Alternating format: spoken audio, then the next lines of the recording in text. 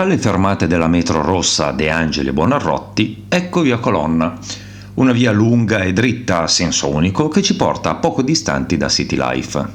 Di nome Colonna fa Vittoria e, come riporta la targa, era una poetessa.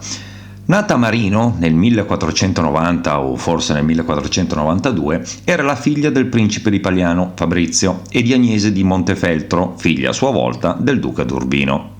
Si sposa, matrimonio combinato, so Sandir, con Ferdinando Ferrante, figlio del condottiero Fabrizio, per suggellare il legame con la dinastia aragonese che regnava a Napoli. Nonostante le premesse, sarà un matrimonio felice. La cerimonia si svolge a Ischia nel 1509 e con quest'unione Vittoria Colonna diventa marchesa di Pescara.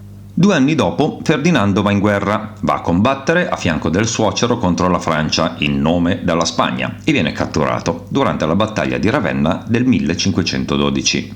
Vittoria, toccata da questo evento e legata all'immagine eroica del marito, scrive l'Epistola, componimento in versi dedicato all'amato lontano che, per inciso, viene liberato e poi torna a casa.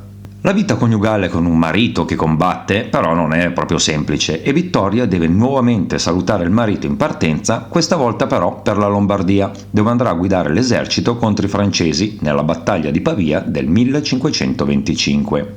Ferdinando questa volta è meno fortunato, viene ferito e trasportato a Milano, si aggrava. Avvisata della situazione, Vittoria parte subito per raggiungerlo, senza però riuscirci, la morte arriva prima di lei. Segnata profondamente dalla perdita insopportabile, decide di entrare in convento. Tuttavia viene ostacolata da suo fratello Ascanio e da Papa Clemente VII, che la fanno desistere. Una vita esemplare cristiana vissuta fuori dal convento sarebbe stata più utile. Le sue poesie, impregnate di misticismo, vanno di pari passo con il suo accentuato interesse verso la spiritualità e in quegli anni incontra a Roma Michelangelo Buonarroti, con cui stringerà una forte e duratura amicizia. Intanto, e siamo nel 1537, intenzionata a compiere un viaggio in Terra Santa, si stabilisce a Ferrara in attesa di ottenere il benestare dal Papa, ma viste le sue condizioni di salute non proprio ottimali, sarà costretta a rinunciare al viaggio.